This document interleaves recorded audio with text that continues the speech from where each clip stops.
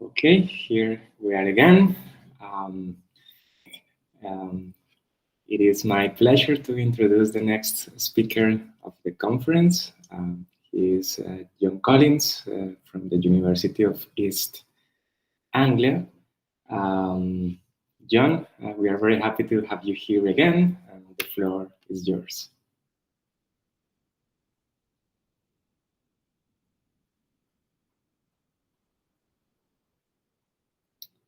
John, are you there?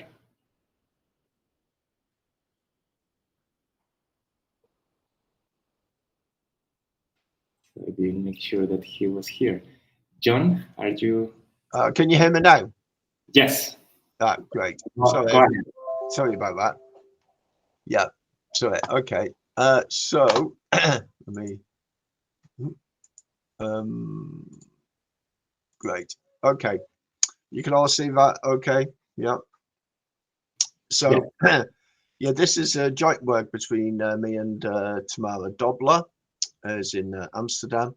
And this is not something I necessarily buy. I just thought it's an interesting issue. That qualification will become apparent, hopefully, as we move on.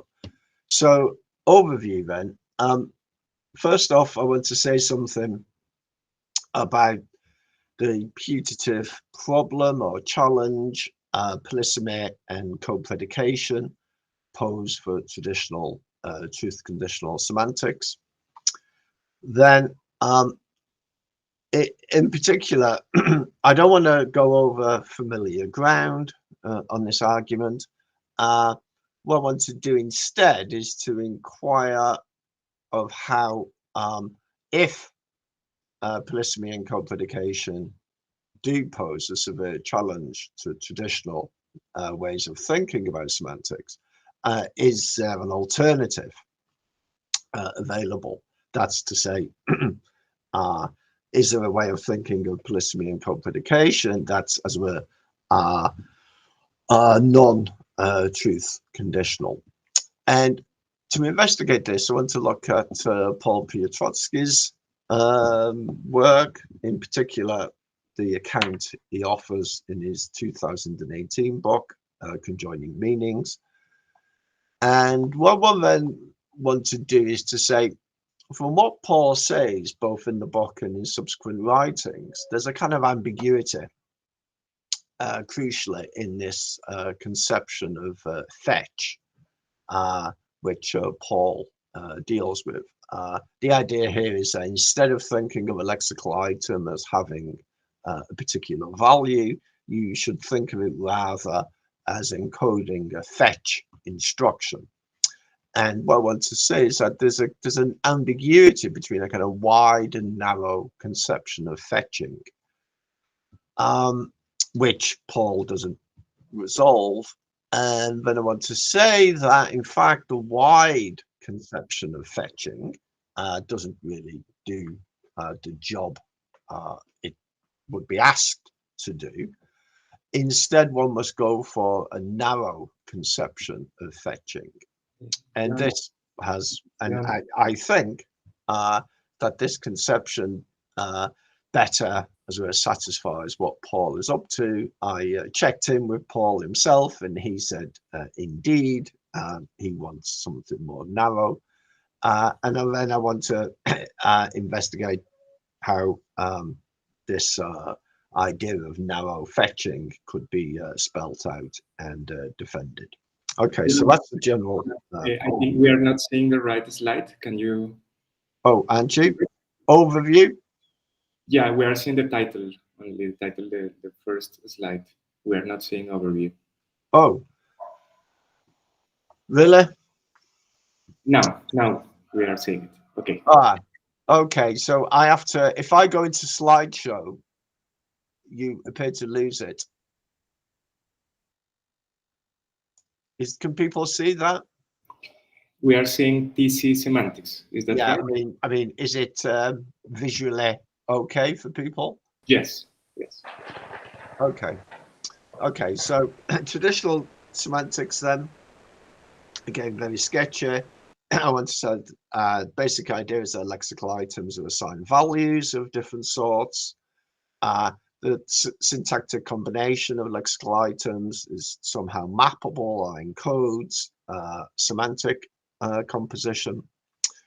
And out of this, you're supposed to get the result that a sentence or some clause form is assigned true, just if the values of its proper constituents are composed in the way the semantic composition of a sentence specifies. So I take that to be kind of familiar. And along with this view comes a kind of externalism. You find this explicitly in sort of David Lewis's general semantics paper. Also, you find it in Davidson and kind of Every Man and His Dog. And the idea here is that whatever values are assigned lexical items, these ought not to be understood as being in some way kind of conceptual or mental, right? That's to say, real semantics, as David Lewis says, specifies a relation between lexical items or some symbolic items and as well as something non-symbolic or something external.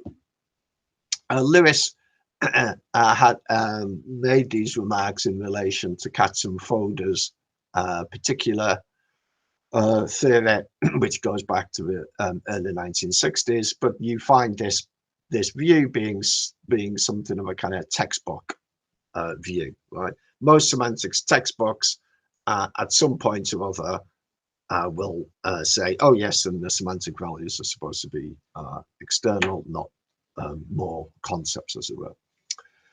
I don't want to go, I mean, there are a range of reasons you could for why this view is accepted. One thought is going to be, look, if the values are not external in some way, that's to say if they're merely conceptual, then semantics is going to amount to something like translation, and translation doesn't give you a notion of meaning. And that's to say, you can have a translation while not knowing either language. And more fundamentally, it might be thought that the notion of truth itself is somehow a kind of external relation.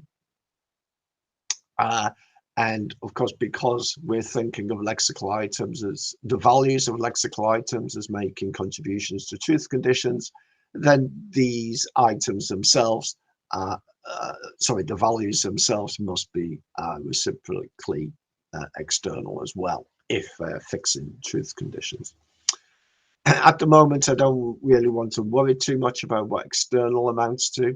We can just think of external as meaning something like whatever is external doesn't co-vary with speakers' mental states. So in particular, I was going to say something else, but I'll get to that. Now, of course, there are familiar problems with externalism in this vein. So you could think of fiction. You might want to say Holmes is smart, is true, but there's no Sherlock Holmes out there in the world, at least not on the face of it. So one has a problem with fiction.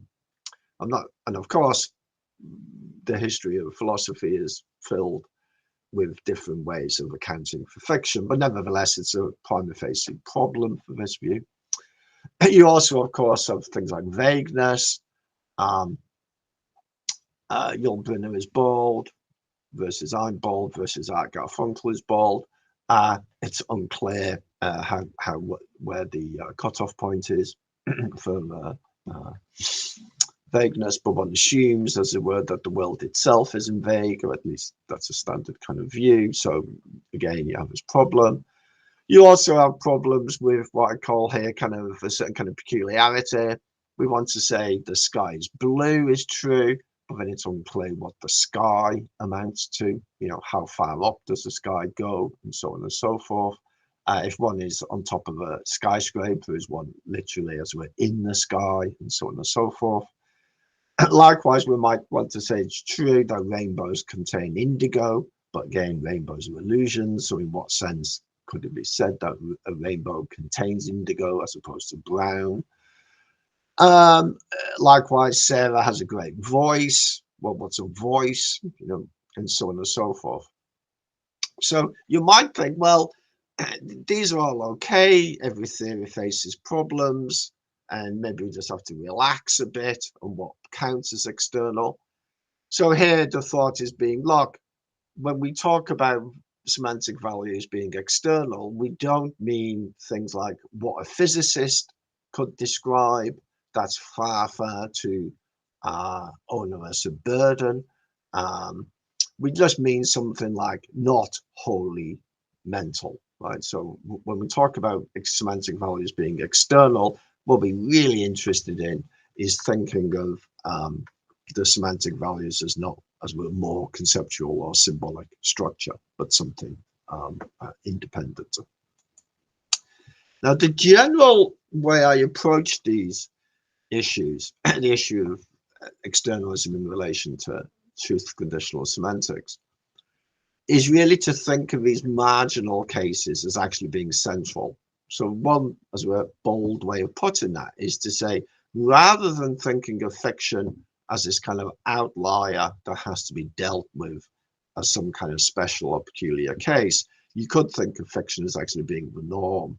You might say, well, why on earth go do that? Well, one general thought here is that, well, it's because the linguistically competent speaker, qua competent, just doesn't know the difference between fiction and reality, right? It's having that conception isn't, as it were, built into language itself. And the original sin then of semantics, you might think, and this goes back to Frege, it is to let semantics do, as it were, the work of metaphysics, right? Or that semantics as any kind of robust metaphysical consequences. I think in general, and again, I won't have time to go into this, I think in general, we have a fairly kind of good independent conception of what there is and what semantics is in a way that isn't, sorry, what ontology is and kind of what metaphysics is acceptable in a way that really isn't informed by semantics. And what I'm going to be arguing for in a way is just to fill out that kind of general idea. So hopefully you'll see that now with the problem polysemy and co-predication cause is really a species of this kind of general problem, right, of trying to, if you like, fit a sensible conception of the world, or at least a conception of a world we want to accept with what semantics appears to deliver for us. So the polysemy co-predication problem then is just something like this. If you take something like bank, the noun bank, it's familiarly ambiguous, and standard way of thinking about this is to say to point out how bank behaves in relation to conjunction. So the bank is boggy, the bank raised the interest rate. On the face of it here, bank here refers to different kinds of entities. Bank in the two cases is making a different contribution to truth conditions, and this is revealed by 1C, the bank is boggy and raised the interest rate. Right? And whatever is boggy isn't something that can raise the interest rate in the relevant sense. Whereas 2 seems to be okay. The bank called in Jane's debt, the bank was vandalized, and the bank called in Jane's debt and was vandalized. The point here being, well, the kind of thing that can call in Jane's debt is in some way a kind of institution, whereas the kind of thing that can be vandalized in a relevant sense is a kind of building. These are not the same thing, right? They can, as it were, kind of dissociate, but we readily think of them as, in some sense, the one thing when we say the bank called in Jane's debt and was vandalized. This is a particular case, the idea being this general schema is going to be able to be wheeled out for any case of polysemy we like. So we might say then, okay, so as a first pass, we'd say a nominal. I'm restricting myself to nominal polysemy. Other issues arise when we talk about adjectives and verbs, but just stick with a nominal case. A nominal is regular polysemous if and only if it has a range of conceptually related construals, meanings, or senses. For the moment, it doesn't make much difference what word you use there. That can be simultaneously or selectively active relative to its host predicate. So a polysemous nominal makes different truth conditional contributions. Right. So the idea here being you take a noun like bank and you say it has these related construals, institution, building, and these two construals or senses can be simultaneously active, right, as in the previous case, or they can be selectively active, right, as in Jane, the bank called in Jane's debt, institution, the bank was vandalized, building. That's the idea. Now, some immediate responses to this problem strikes me as profoundly unhappy. Jeff King basically says that he doesn't say this explicitly, well, virtually explicitly. He kind of says, look, polysemy is just a kind of ambiguity, but that's not the case, right? Polysemy just isn't a species of ambiguity, precisely because the senses, if you like, associated with an ambiguous nominal can't be simultaneously active, whereas they can be in the case of polysemy. Liebersman and Magidor, they have this fairly sophisticated view, but it comes down to an essential kind of indexical component. The thing is, though, with polysemy, most often, or at least in the standard cases, it's a predicative structure that's, as we're doing the kind of selecting. It's nothing to do with context or kind of utterance evaluation or anything like that. Right? So that's to say, polysemy here looks to be bears on a relationship between lexical items independent of context.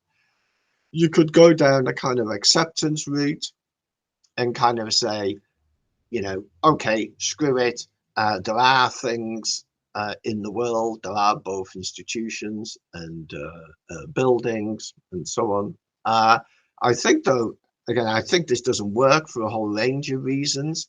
But the very idea, it seems to me, is misconceived in that the linguistically competent agent just doesn't accept that kind of ontology, kind of typically, right? So again, it's this idea that when you do semantics, you're supposed to be, as we're filling out a kind of chapter of human psychology, you're not supposed to be doing metaphysics.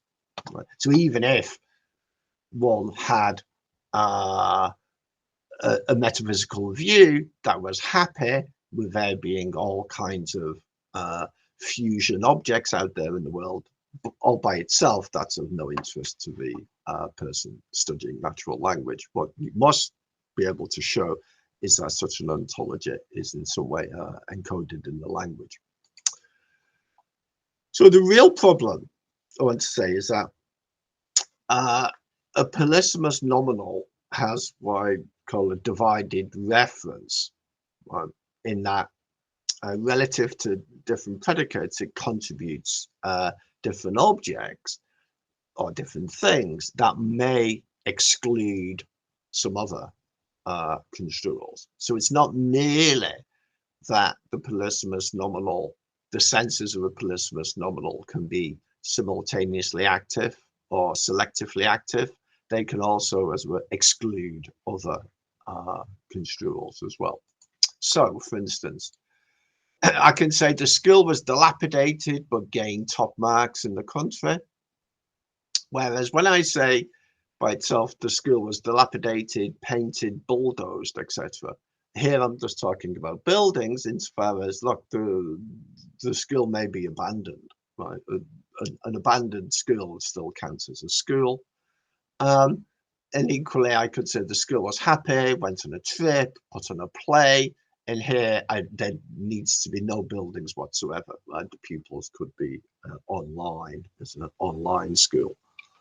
The point of being, look, it may be that the world cooperates with us, and in some way, buildings and pupils are, if you like, contiguous. But that's got by itself kind of nothing to do with language, insofar as these two things can come apart. Right? As I said, as far as language is concerned, that coincidence should be like almost like a pun. Right? Also, something like mirrorology isn't going to work. So if I say something like Bill painted the door and walked through it, it's not that I'm thinking of a portal as in some sense part of the door as in a barrier. Because, say, for instance, when Bill buys a door from a shop and paints it in the garden, he didn't do anything to a portal, right? Or he didn't do anything to anything that has a portal as a part. So it's just really unclear why mirrorology or anything in that ballpark is really helping here. Here's a recent statement by Lee in Mind a Language paper. He says the different senses of a word window refer to different aspects of a single unified object. Panes and apertures are two aspects through which we can conceptualize windows. They represent two spatially contiguous and functionally connected components of a single metaphysically complex object, namely the window, from which both senses can be derived. And my view here is that, well, yes, that's, as it were, a coincidence that can occur in the world, but it's not in a way encoded in the language or in what the particular lexical item window means. So, for instance, I can buy a window from a store without buying an aperture. And also I can regret the window allowing the dog to escape, where I'm just thinking of it as an aperture, right? Whereas a pane of glass doesn't allow a dog to escape. So yeah, that was a bit quick fire. I've written a lot in the past kind of couple of years about these issues. I just want to give you a kind of flavor in the sense of a kind of problem space and why some kind of off-the-shelf philosophical views don't seem to work, or at least not on the face of it work. So what I want to do now is to briefly tell you what Paul Piotrowski has to say on this. I'll try and be quick. So Paul makes these three assumptions. He says concepts are predicative types in a language of thought. So we accept something like language of thought. And the fact that they're all predicative for our purposes won't make much difference. It's important to Paul, but for our purposes, it doesn't make a great deal of difference. Second assumption is it says a linguistic meaning is an instruction encoded in a linguistic type for how to access and address and fetch a concept. And due to polysemy, several concepts with distinct but related contents may be fetchable at an address for open class items. So hopefully you can see the general picture here. It's in a way of saying, look, let's dump, as it were, meaning onto language of thought. And what then the meaning of a lexical item is going to amount to is fetching a concept which is contained at a particular address, and if you like, putting it into a kind of workspace, right? And what's contained at the address can be a number of different concepts. So it's the thought of being, you could have the lexical item Manchester. This is associated with, as well, a fetch instruction to go to an address, the Manchester address, And within that address, you could have a range of different concepts, like a geographical area, a particular kind of city that's distinct from the area, a population, and so on and so forth. That's a general picture.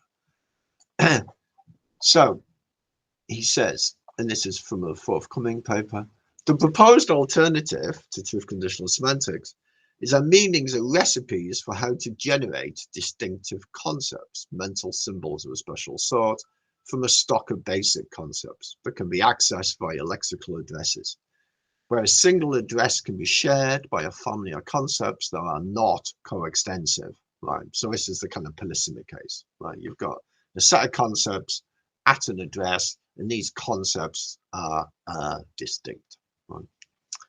On this view, a word that is often used to fetch a concept C may be used on other occasions to fetch a related but distinct concept. Right. So the thought then is, so if you take something complex like green bottle, this simple noun phrase, he says you can think of its meaning as a tripartite instruction. So access a concept via bottle, access a concept via green, and you conjoin the results, right? So conjoining the results is something effectively you get from the syntax. So it's like the syntax fetches, if you like, a particular, or triggers a particular compositional operation. That's the idea. I'll miss one slide. So the idea then is that if you got something like green book, you've got fetch at the green address, fetch at the book address, right? These are not executed independent. Oh, sorry, I missed a bit. Sorry, I should have said this. Yeah. So it says, on this view, the meaning of green book is a recipe of the following sort: fetch a concept from the green address, fetch a concept from the book address, conjoin the fetch concepts. There might be only one way to execute this instruction, since the concept of book contents, so as to say book as like story as opposed to book as a material particular, may not be conjoinable with any concept of the green address, right? So if you say a green book, the idea being you mean a concrete particular, not a story. You can't say a story is green, right? And you know, that is modifying a noun with an adjective may call for a combinatorial operation that applies to boundlessly many pairs of concepts that can be fit together in a certain conjunctive way, but only within certain constraints. Right? So it's this is the important bit, really, I want to be stressing, that how to make sense of this idea of within certain constraints, which Paul himself doesn't properly discuss. So from what I just said then, if you take something like green book, it's not the case, contrary to what Paul had previously said, that you can think of these fetch instructions as being, if you like, independent of one another, right, or executed in some kind of mechanical fashion. That's just because what book fetches, what the lexical item book fetches, is going to, in some sense, depend upon what predicate comes down the pipe, if you see what I mean. So if you've got book there as a lexical item, you can't just say, well, book fetches story, let's say, because the predicate, if the predicate's green, then you've got the wrong result, right? As I said, the meaning green places, if you like, constraints on which book concept you should get. Right? In particular, then, what book you're going to get is going to depend. What concept is drawn from a book address is going to partly be determined by what other linguistic material is there. Okay, so there are then, I want to say, two different ways then in which you could understand what's going on. So the wide way, as I call it, is you would think of these fetch instructions was when they're executed, is kind of delivering a concept into the workspace for future composition. And that's the way on many occasions Paul speaks. There's also, though, if you like, a narrow construal, and this is to say you don't think of a fetch instruction as actually delivering all by itself a concept from the address and depositing it into the workspace. The fetch instruction, narrowly understood, just basically takes you to the address, right? And something else is then going to be something else is going to have to be in play to fix or determine what is actually drawn from that address. So all the fetch gives you, as it were, is to say, you're going to take something or other from that address as opposed to another address, but nothing in particular is taken from that address merely by fetch being executed. And I think, so it's not that I necessarily buy this idea, but I think there are some reasons to think it's plausible. It makes sense of certain things in a way that the wide model doesn't. So in other words, if this is right, if this is right, then meaning is giving you in some sense less than concepts, right? Let alone truth conditions. Anyway, so just as a preliminary so what I want to do now is to basically say why the wide conception of fetch is problematic or should be rejected. So just as a preliminary to this, I just want to go over briefly what I just explained in terms of polysemy and co-predication. So the polysemy,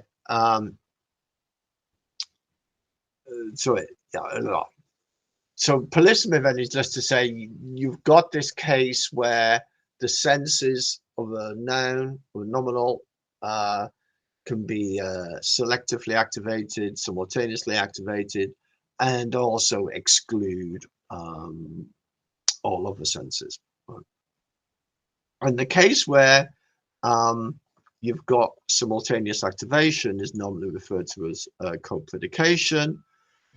So co-predication here, I'm just going to characterize it in terms of a nominal, and this can be singular, quantificational, plural. It doesn't make any difference. And also you can have anaphoric cases, etc. But it's just where you have a case where you've got two distinct predicates that are, as we're selecting different senses. I'll skip the bit about divided reference. That should be kind of clear. It's just to say that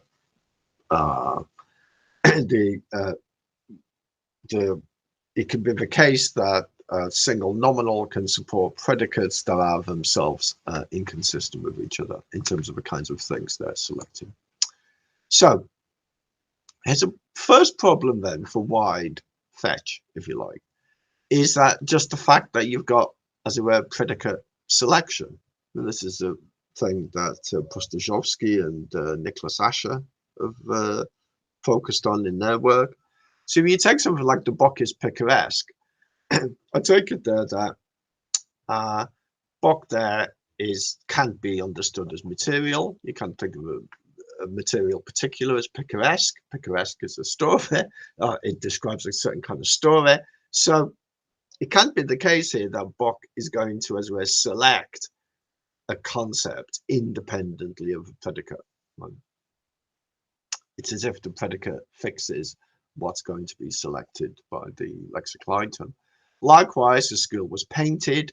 Here you must mean buildings, right? Not the population, the student population of the institution, right?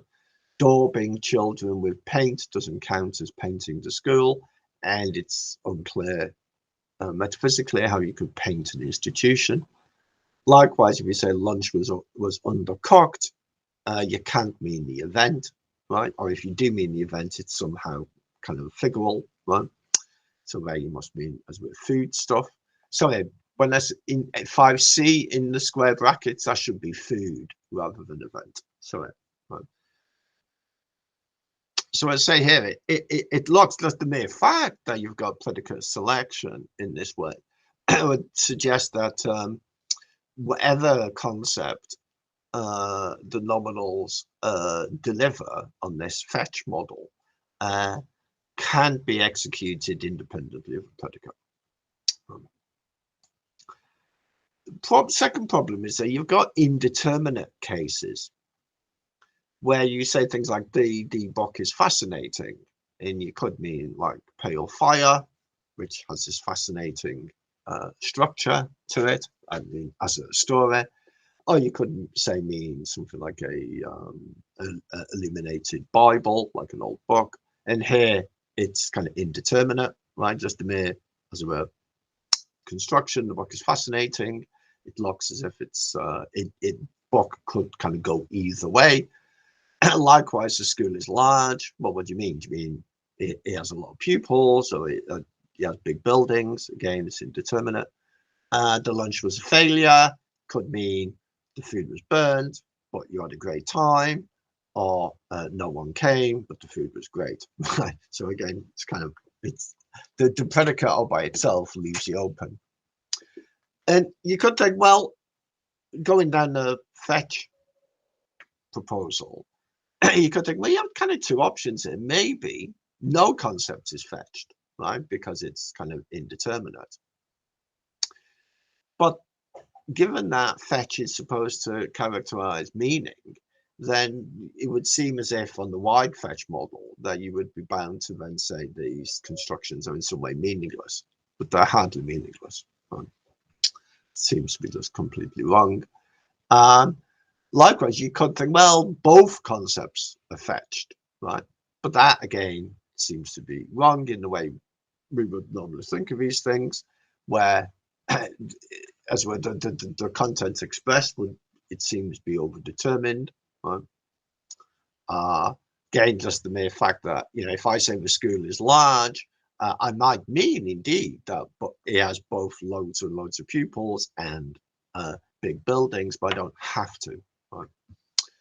So, but of course, what we want to say is that these constructions can be used in a determinate way, right? Even if the linguistic material by itself doesn't fix the particular content. So in this case, what's going to fix this is something like speaker's intention.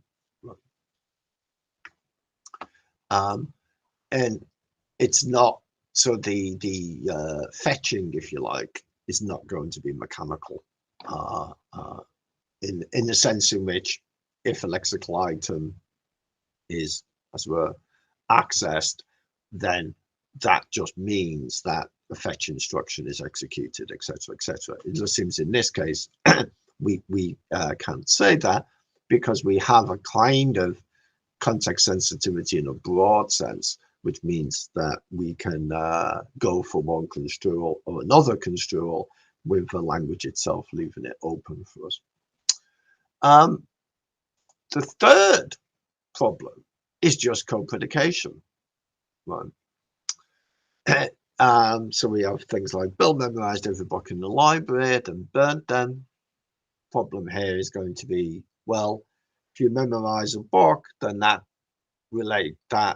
the concept being fetched, as it were, there is information or content, not material particular. But then when you burn something, you have to burn the material particular. You can't burn the story.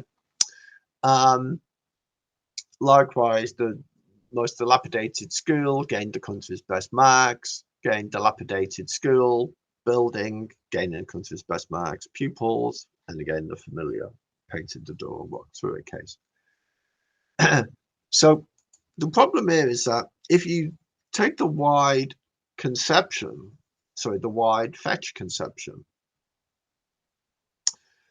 it looks like you've got this problem of saying, well, it can't just be that the word all by itself just fetches this concept or that concept, and it's done with, because in these cases you precisely want the word in some way to express two concepts, or two or more concepts for that matter. Right? So it locks, in other words, as if you don't know, if you like, what concepts you need to get from book or school or the door, until in some sense the construction has been kind of completed in some way. Right? So it looks there as if what's going to it looks as if fetch is going to be this kind of global kind of property, right? You kind of don't know until the construction is done precisely what's to be fetched and what isn't. It's not something that operates at simply the lexical level. So as there is three problems for the wide conception, what I want to do now is to consider a kind of the narrow alternative. And as I said, the narrow alternative is just this thought that associated with a lexical item, what is going to amount to its meaning in some relevant sense, is just that it takes you to an address, and then other factors are going to fix or determine what is taken from that address.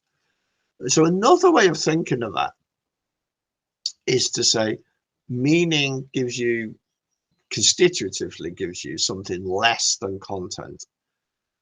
In the meaning of a word taking you to an address, it's as if what's at the address is a constraint upon how you can construe that word, right? But so meaning here is then going to amount to something like constraints upon what you can say with a word, right?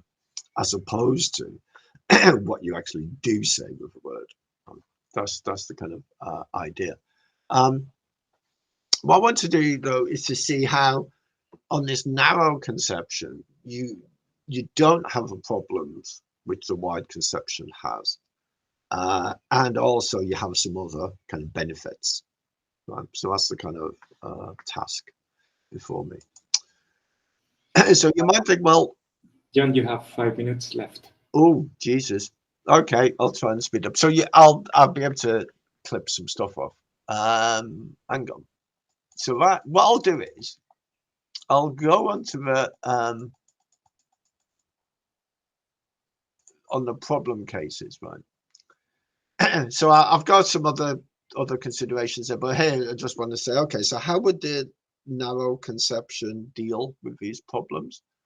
So here, this is a bit of a joke, number 11, because obviously the brackets is like some assignment function. I don't mean that.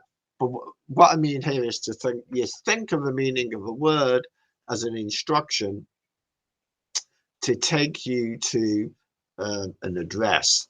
And the way here is that you think of the address almost like a kind of root concept. So it's as if you have a book concept, which itself can be divided into as well sub-concepts. So I'm thinking of it as a kind of root concept, right? Rather than a concept that's actually going to feature in anything you say.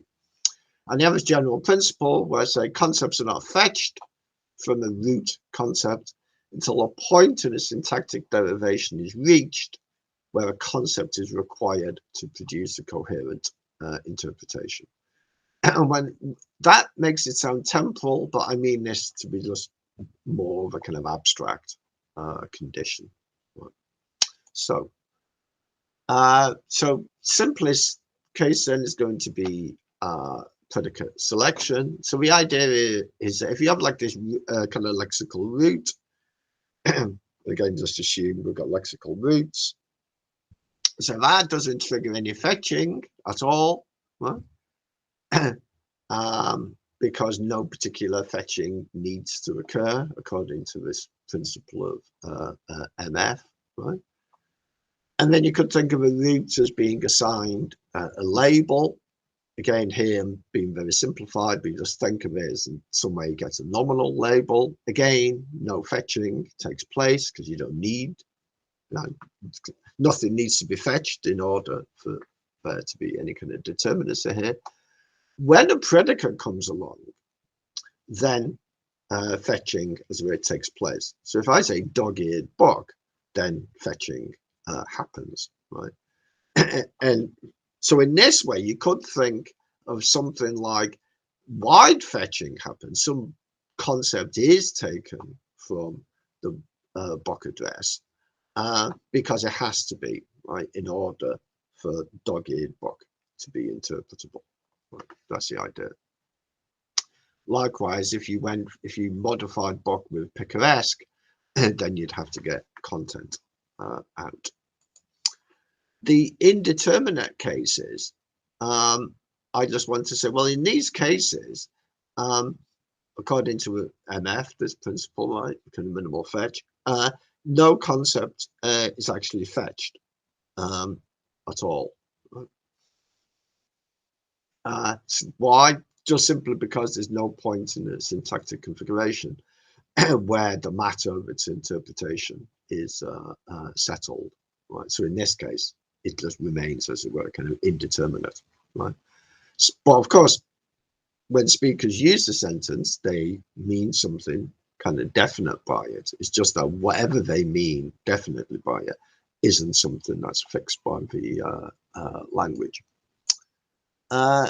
So co-predication cases, we want to say, can work in this kind of way. So again, this is just an example. You have to go through a whole range to see how it's going to work out properly. But if you say Mary painted the door and walked through it, then you say, well, when it comes to paint the door, that works as one might expect, where paint,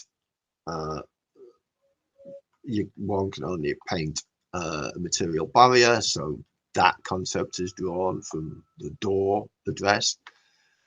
The anaphoric pronoun gets its interpretation settled in, as we're, 2 steps. So thanks to the verb walk, or walk through, if you like, then it has to be some path, right? Because on your paths, in some abstract sense, of things that one can walk through. And then because of the way it is bound by door, then it gets interpretable as a doorway, as it were, or a kind of door-like path. Right? So again, so it's as if in this case, 2 concepts are being kind of drawn from door, but they're being drawn from the door address relative to these pairs of predicates. If you don't have an explicit anaphor, but you have something like control, then I want to say it could work in much the same way, except here you've got pro. Right? I'm just assuming pro. This syntax from Richard Kane, it doesn't make much difference what syntactic assumptions you make here. It's just the idea of with pro is going to, the anaphoric aspect of pro is going to work much the same as in the previous ones. So that whatever gained top marks, it's going to have to be some kind of agent in a relevant way. And then that interpretation, because it's linked or controlled by the antecedent school, again, you're going to get these 2, the construal of pro is going to be settled in this kind of 2-step fashion. That's the idea.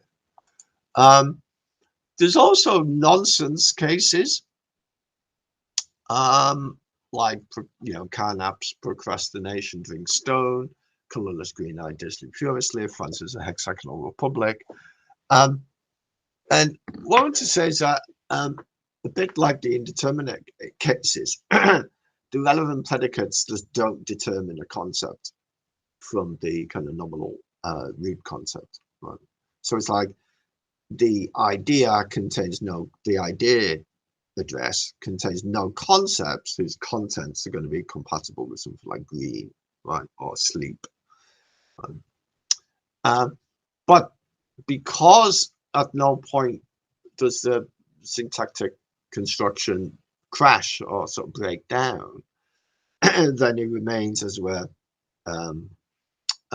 in some sense, grammatically acceptable. And also, if you like, thinly kind of coherent, in as much as you can do anything you like to these sentences, grammatically speaking, as you can to any other perfectly well-formed sentence. So you can say they're true, you can deny them, and so on and so forth.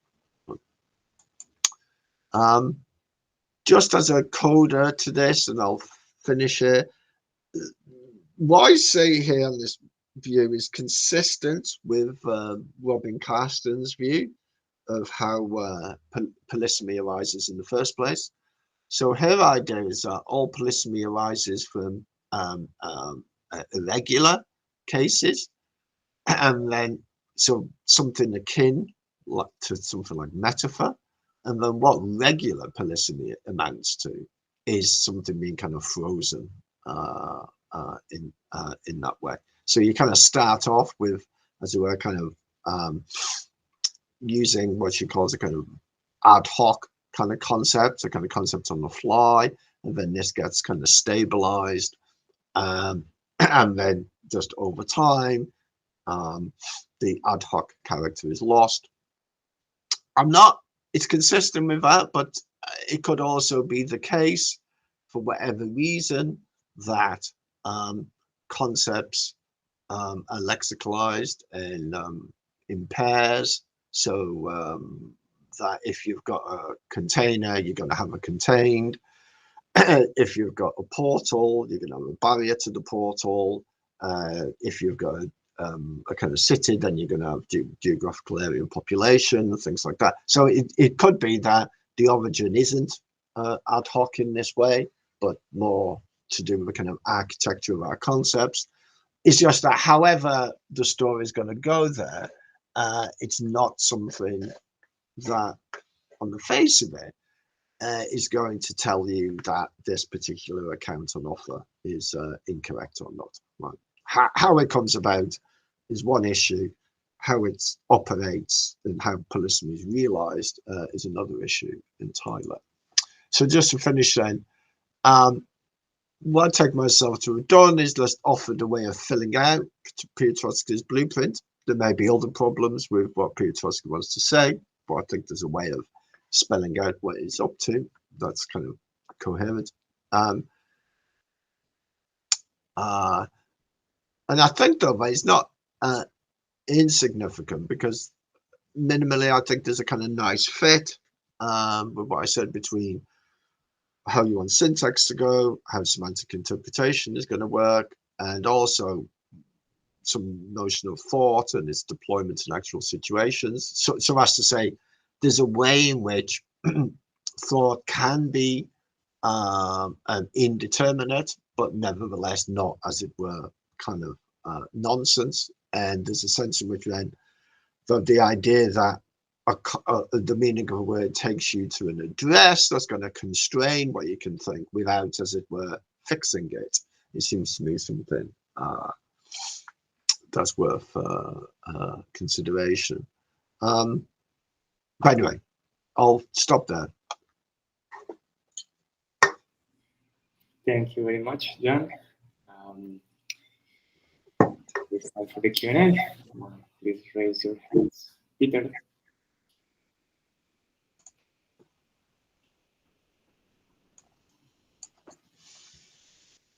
Yeah, thanks for that, John. Let me, first of all, is your camera off for a reason? If it is, that's fine.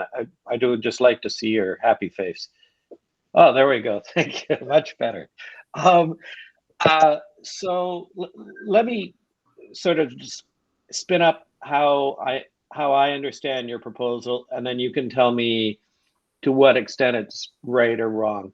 Okay. Right. So I'm imagining this in kind of computational terms, where there's a kind of workspace, which is, as it were, in your RAM, right? So random access memory, it's our working space. And then the concepts are going to work like kind of like dictionary entries, in this sense that the dictionary entry has some like basic initial information like book, noun, and then it's going to list a bunch of meanings, 1, 2, 3, 4. And then what you're saying is, well, it's kind of like Paul is grabbing all of that and stuffing it into the workspace. And you're saying, hold on a bit. For the moment, let's just grab the first line of that entry, put that in the workspace, and then we'll go retrieve A or B or C as we need it. Is that the idea? Yeah. All right. So why does the co-predication case not work against you here then? So so John painted the door and then walked through it, or all these cases, like John wrote a book and John read it and then Fred burned it or whatever, Yeah. They flow pretty naturally. And it's sort of like on the wide proposal, that the reason that works so smoothly is you sort of fetched all of these meanings, right? And so it's kind of like you might say, well, okay, yeah, but on the narrow reading, you get to the pronoun, right? Walked through it. Yeah. And you can't just reach to the version that you've already fetched of door. You've got to go way back. Yeah. And extract something from the information that you left behind. Yeah. And so you might say, well, but okay, on Paul's story, I understand why those pronouns, why that's so fluid. And in your story, it should be less fluid. You got the question? Yeah, I think, but I don't. But I'm not sure why. It's what would be the problem in as we're going back and getting something out? I don't. Well, problem. I mean, so normally the way you would think of it, I mean, there's a kind of a conceptual problem as to whether there's an actual real difference in these two cases, right? Because is it here or is it there, and what the difference is it between here and there? And the only real difference, if you thought it from a processing point of view, is that in one case the information is already at hand, and the other case is you still have to go and fetch it. And then that would generate a prediction that when you have something like John painted the door and then walked through it, you would, when you hit you would go, okay, which meaning do I have to go and I gotta go back and get that meaning, as so there would be a blip, right, in your processing. Got it? Yeah. Well, see, I think the co-predication cases, as a general phenomenon, turn out to be a bit tricky. So, and this is something I didn't have time to go through, is that you can't just, as it were, co-predicate anything you like, right? So you've got, the newspaper invested in new premises, but it remains hard to fold, right? It's kind of jarring. Do you know what I mean? Right. Yeah. So, if you've got a newspaper as an institution and newspaper as a kind of material object, right? But in other cases, you can do that. So I think in general, there's this problem with co-predication, which can turn out to be kind of glitchy, and in other cases, it's not so glitchy. So, I mean, you're right. Some cases very smooth, in other cases not so smooth. And I have a bet, like an empirical bet, that for any co-predication case, you should be able to get a speaker to kind of see that it's a bit odd. At least that's the kind of. I have a paper not long out in General Semantics where I try and show that there should be ways of having a speaker register something ontologically peculiar about this. I suppose what the thing I want to say about co-predication, though, is if you've got a wide fetch model, then that looks to be a disaster if you think whatever is that you're painting can be the kind of thing you can walk through. Do you know what I mean? So whereas as you was putting it, it's as if, well, yeah, if you can pass these co-predications really smoothly without any kind of blip or any kind of being garden pathed in any sort of way, then that would suggest you've got a single, as it were, concept being fetched. But then in that case, the concept you're fetching is going to be a peculiar one. It's going to be one that you can paint and walk through. But that seems kind of, that seems wrong ontologically. Do you follow? I do. But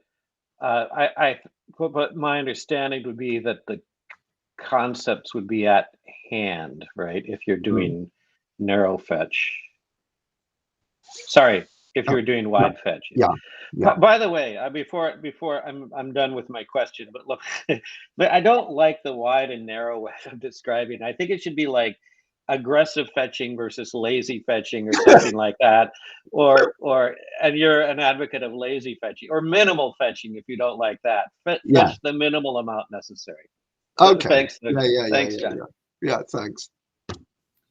Julie, you had raised your hand before, I guess. Do you want to say something? Yeah. Thank you.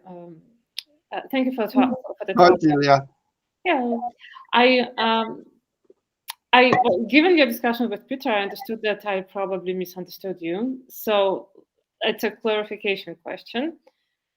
The way I was seeing it is that the question is the following: at which point do you stop doing narrow fetching or lazy fetching? Then you stop and ship it to interpretation. What do you ship? Are you still in the dealing with kind of indeterminate meanings, or I'm not. addresses, or what? How do you then interpret the whole thing? So I'm thinking about competition, right? So you are. So do you mean something like the way I presented it was as if okay, it can't be the single lexical item that fetches a concept because it can fetch a number of different concepts. So you need some kind of predicate in broadest terms and then you say, well, once that predicate comes in, then something else that then gets, as we're merged into this developing syntactic structure, can ask you to fetch something else. Is that the okay, and you're left with a structure that have multiple interpretations, or is open to multiple interpretations, what do you do? Kind of that. Then what's the output, the end result? How do we ensure that most of the time, do you employ biases or something? That most of the time we kind of understand each other well enough. Yeah, does not roll yeah, but I take it that they're going to be these cases and cases, right? So I think there are going to be some cases that it's going to be fairly kind of determinate, just to do with the nature of a predicate, and that's like fine. Then there are going to be these indeterminate cases where it's just unclear, right? So somebody could say to you, "Oh, my son has just gone to the big school," and you say, and you're thinking, "Sorry, do you mean big school as in, you know?" Yeah, I get it. Yeah, and it could be that the person says, "Oh, both actually," or "Oh no, it's actually, it's a lot of pupils, but it's actually small buildings and whatnot." So I take it that in many cases, it just is kind of indeterminate. Okay. And because in a sense, I think in general, what semantics gives you, if semantics is, as well, a property of a language, is always going to be substantially less than what you say with a sentence. Yeah, You know, yeah, absolutely. Good. Yeah. And Right. the way I thought that I misunderstood you is that I saw what you did with fetching is something like what Stanford did with assertion, saying that Okay. we do not assert the content of the proposition. Mm. What we do is that we just exclude those things that are incompatible. So what we are doing I see. on a compositional level, so we bring together things that are not contentful, but are restrictions of things that cannot be compatible together.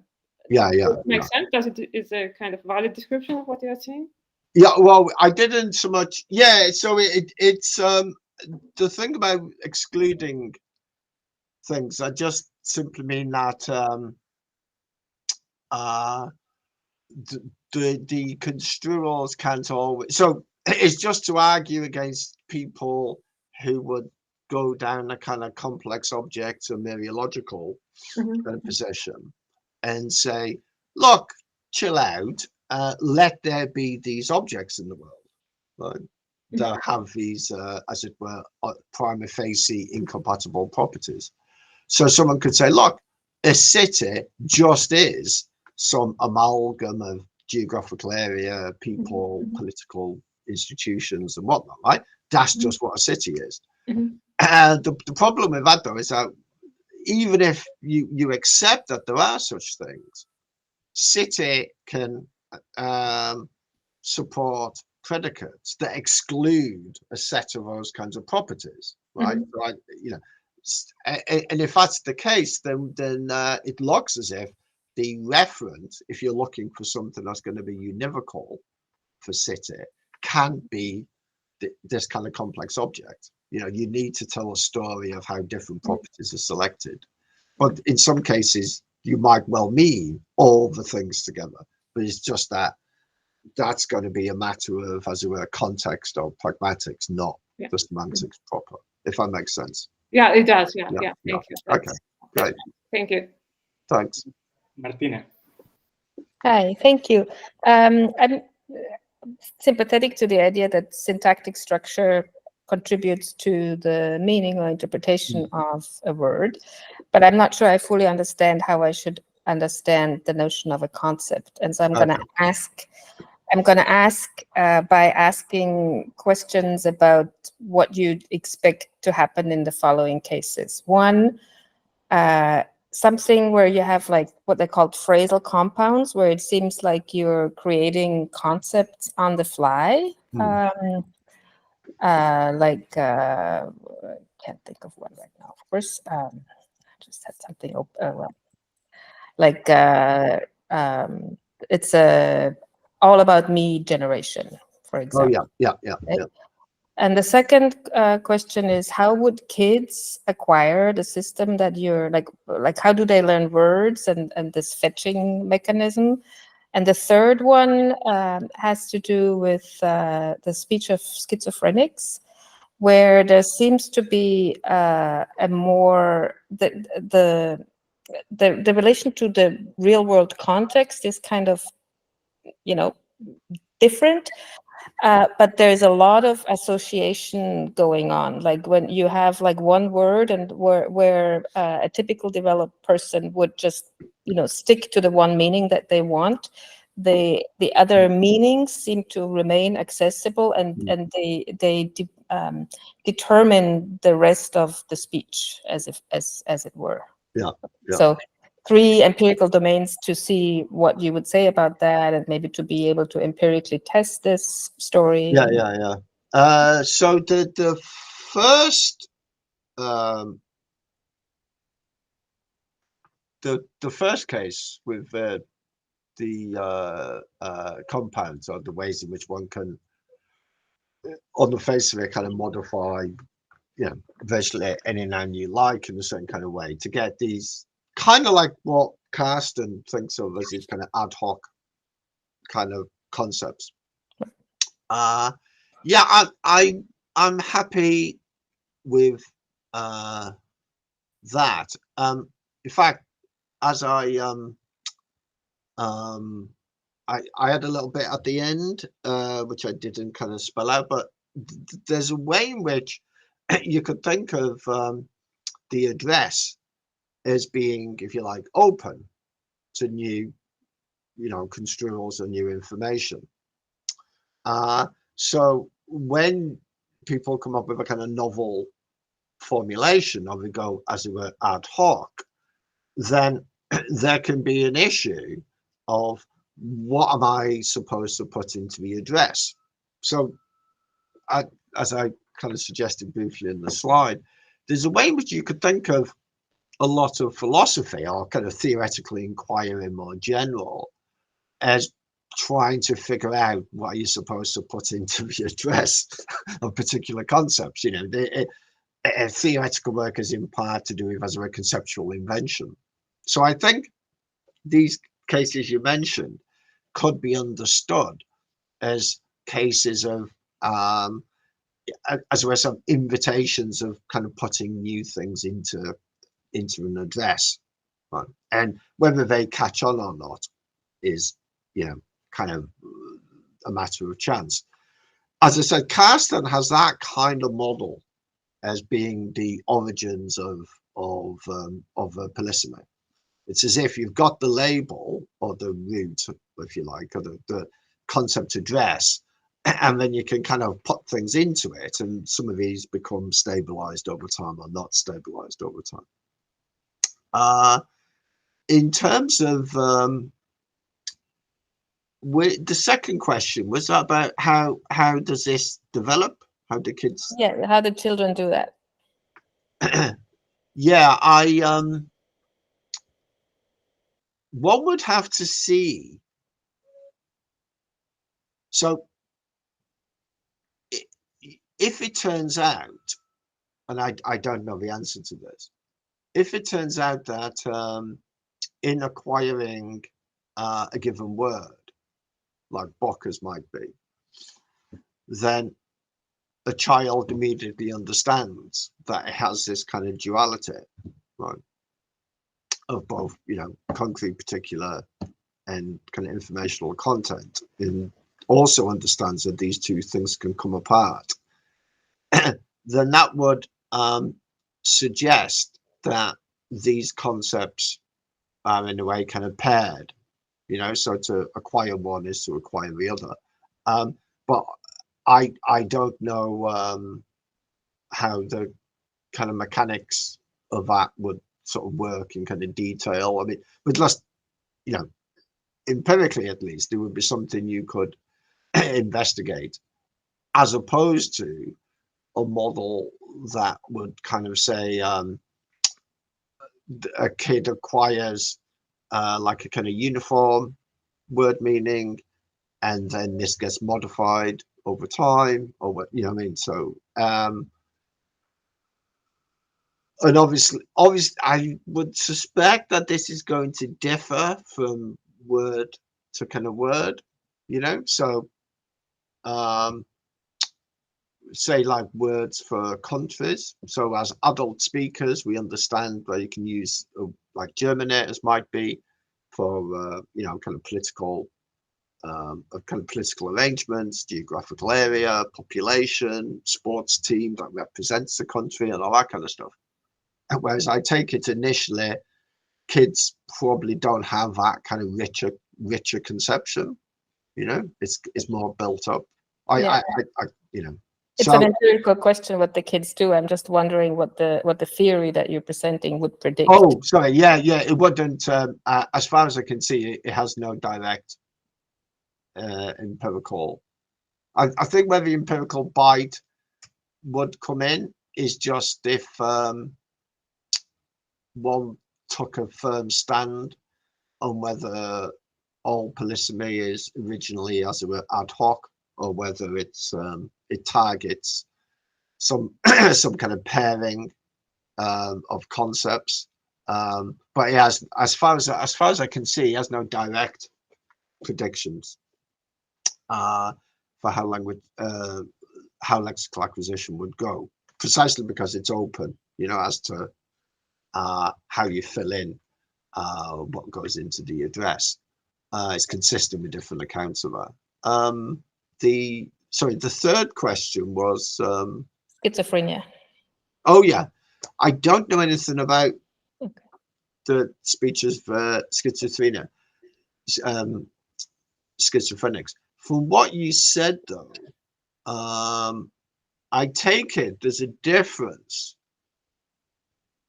between, well, I want there to be a difference between concepts as, say, something that's, as we're in the address, and something more like conceptions. So like a set of associated kind of beliefs, some more central than others. So I take a concept here as being something that's tied in some way to a relationship between a predicate and its argument. So something like what in old money would be called selection, or something like theta theory, or something like that. And there would be, as it were, a cloud or a kind of halo of a bunch of other stuff, you know, associated information. And I suppose I'm just not sure in the case of the schizophrenics, kind of what it's like. Do you know what I mean? Yeah, Whether it's more, yeah, I think it's an interesting avenue for trying to understand what happens in schizophrenia. Okay, thank you. Thank you very much. Okay, I'm afraid we're running out of time. We have 2 questions in the queue. Sorry, I'm taking too long. If people don't mind, I suggest that we stay for a few more minutes, just that we I don't mind. hear the questions. But I would like to ask you to be brief in stating your questions. Okay, and your answers. Nilanjan, please go ahead.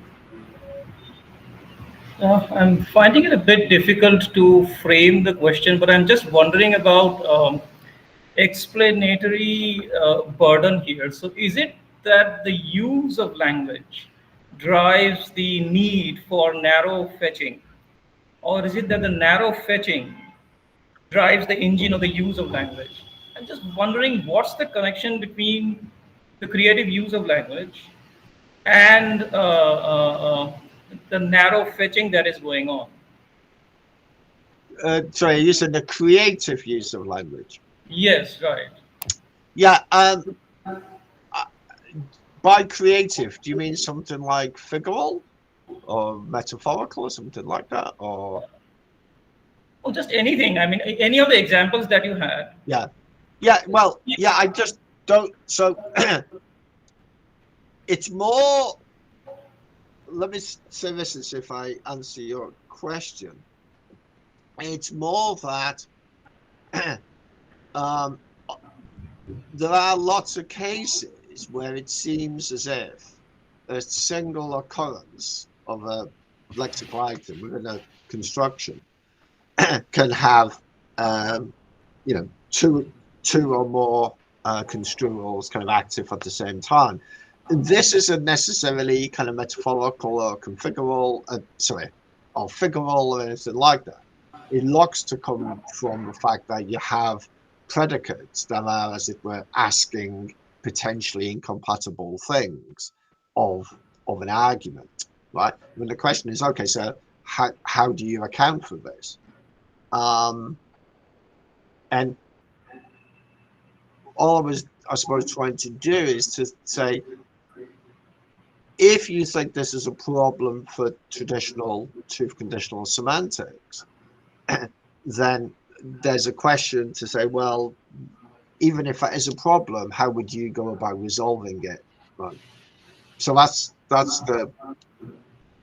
So it wasn't that I was particularly concerned with a particular use of language, but rather just something much more, as well, sort of basic about how semantic theory could potentially look if you were taking polysemy and co-predication very seriously. Without, I should say, without actually necessarily commending Pierre Trotsky's general model. So just as an aside, the way Paul often presents it is as a rejection of truth conditional semantics, whereas I actually like truth conditional semantics, and in a sense I don't want to reject it. It's rather I think that truth conditional semantics doesn't need, if you like, a certain kind of metaphysical construal or gloss, right? So I'm, as it were, happy to say, when you give the truth conditions for a sentence, you're not saying how the world is such that the sentence is true or would be true. You're leaving it open. There are going to be different ways in which the world could, as it were, satisfy that kind of demand. And some of these ways are going to be inconsistent with each other. So it's more like meaning is constraints upon what you can do with a sentence, kind of cognitively speaking. I hope that makes sense. Yes, thank you. Thank you. Yeah. Eric.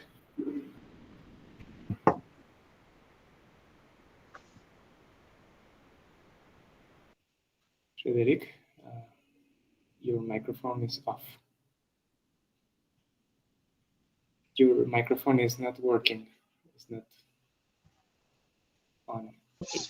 Okay. Yeah, yeah. Just very quickly. So it seems to me in all these polysemy cases, you could have evaluative predicates like I like Nice in every respect, or something like that. Or I love the book in every respect. So especially if you add in every respect, so you treat it really as a single thing with different facets. Oh, sorry. So yeah,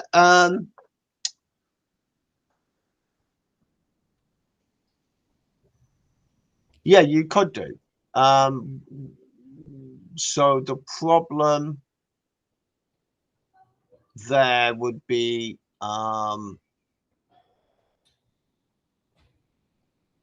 yeah, I'm not sure what the problem. So the problem, it depends. I suppose it depends how you would analyze that. So if you're, as it were, quantifying over, I mean, if you're thinking of that as some kind of second order quantification or something, so you're quantifying over respects in which something can be liked, then it, because I obviously didn't say anything about quantification, then it could be that this is going to give you, as it were, the set of, as it were, monadic concepts that are at the address. I mean, at least that would be a first pass. I think it would depend on how you analyze the structure of that kind of sentence. You don't need to have in every respect. So I really just love Nice, and I can mean like in every respect. I'm not. Yeah, maybe. But the thing is, you wouldn't need to. Right. So I mean, that would just be a case of love, if you like, being a kind of indeterminate case. You know what I mean? So it leaves you open to be, if you like, negotiated. So in what sense? And you would iterate all of the senses.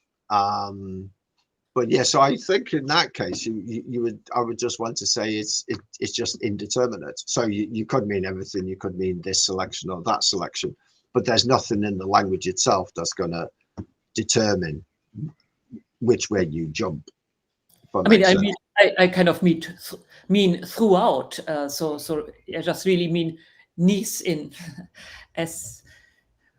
Yeah, no, sure, but I just mean. So there are two cases. So in the explicit quantified case, it could well be that there's something about the structure of that sentence that's going to take, every respect. and therefore it's got to select kind of everything, as it were. Whereas if you don't have that, then I take it that it's indeterminate at the level of language, right? Because it's just that to like something doesn't all by itself fix what it is about the thing you like, in the same way as to say something is fascinating, it doesn't tell you what's fascinating about it. And I take it a lot of predicates are kind of like that. It's just that if it'd be something like, these cases are not going, or ought not to lead one to think, oh, after all, there is this kind of complex object that has all of these properties, because there are other predicates that exclude those properties. Do you know what I mean? That are genuinely selective. But still, you have the possibility of evaluating such things, like in every respect, but you don't even need to say that. Like, I really just love Nice, like looking at the climate and the organization and the architecture and so on. Yeah. No, I mean, yes, you could say, you know, I really love Nice. I just love everything about it. Yeah, sure. But I mean, but there's nothing about the sentence and the way the sentence is put together of I love Nice that obliges one to mean everything. I mean, I take it that in the normal run of things, if someone says I love Nice, then you would inquire, or at least there'd be nothing unusual about saying, oh, so what, like the people, the food, and you could say, oh yeah. I don't have that intuition with love, maybe with like, but love seems to be sort of global when it applies to an object. Well, no, I mean, if someone said, so I remember Marcel Den Dicken really loves flying at airports, and he said, I love aviation. And I said to him, what, Marcel, even the food? And he said, no, not the food. I mean, you know, it's just like, I think, in other words, I think the indeterminate cases just leave it open of how you're going to spell it out. You know, it could be everything. It could be it could turn out to actually be one thing, right? So it's just, I suppose I just want to bracket those cases away from other cases where it's kind of determinate, thanks to the nature of a predicate, what concept you have to pick, right? So, you know, if you paint the school, you don't daub the children with paint, right? And there you can't get away with saying, you know, I painted the school because look, all the kids are full of paint. I mean, you can, right? But it's a joke. John, sorry, I have to interrupt. It's kind of late. Oh, sorry. Let's virtually thank John Collins once again. Thanks. His lab icon. So this is the end of the conference. I want to thank all of you for having made it possible. We are planning to organize a third edition of Philosophy and Generative Grammar in a couple of years, and we hope you can all join us then. I propose that we make the official picture of the conference before we leave, so if you don't mind, I would ask you to turn your cameras on.